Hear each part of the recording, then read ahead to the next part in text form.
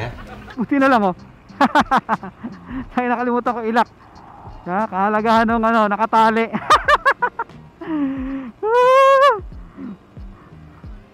Ang kahalagahan ng ano, nung tali ko. Tayo nang tignan yung cellphone ko, walang pamalit eh. Nararamdaman mo eh. Hindi ko na ilak. Ang kahalagahan ng tali.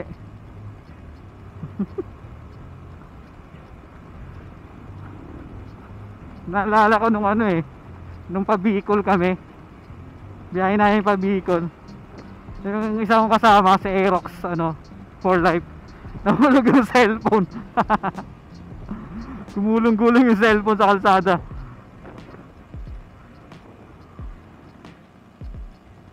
Wala siyang tali, nahulog sa holder. Kumawala.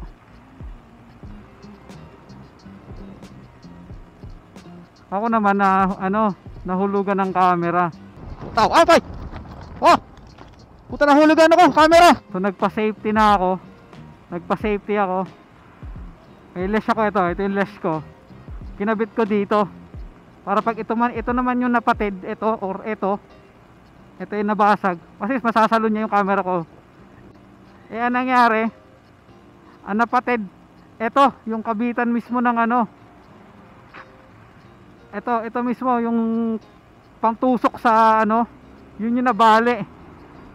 Dito, ito yung nabali, kaya ito yung natanggal, nalaglag yung camera ko. Tip lang, no, tip. So, dapat paglagay rin kayo ng tali sa ano, sa cellphone. Kasi tali nyo dito sa panglock ng cellphone holder nyo, para just in case pag kumawala, at least masasalo. So actually hindi to yung una ko, hindi naman to yung purpose ko una eh, na naisip ko. Hindi to yung purpose ko. Yung purpose ko dito sa tali, para sa maghahablot. Yung mga nanghahablot diyan na anong tawag sa ganun? Nanghahablot, anong tawag doon? Hamog, batang hamog sa EDSA. Ano yan eh, may nangyayari diyan eh. Nanghahablot ang cellphone sa cellphone holder. Lalo pag traffic, mabagal yung daloy ng traffic, doon sila nakakakuha ng tiyempo para manghablot ng cellphone. So nangyari yon sa isang delivery rider. Stoplight si Mark. Nakapwesto naman sa gilid niyang isang motorsiklo na may sakay na dalawang lalaki. Nang magguna ang stoplight, hinablot ang angkas ng motorsiklo ang cellphone ni Mark. Hinablot niya. So yun ang una kong purpose dito. Kumbaga panakot ba? Ano lang ba? Pang bluff lang. So although kasi pag nakalak na to, mahihirapan sila hablutin eh.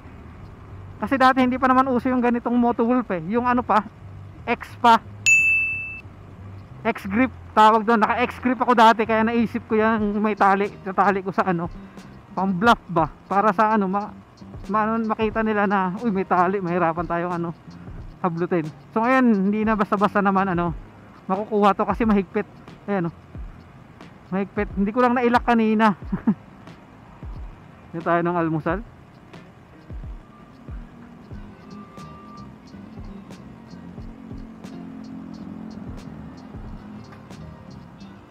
Di magkano mais te?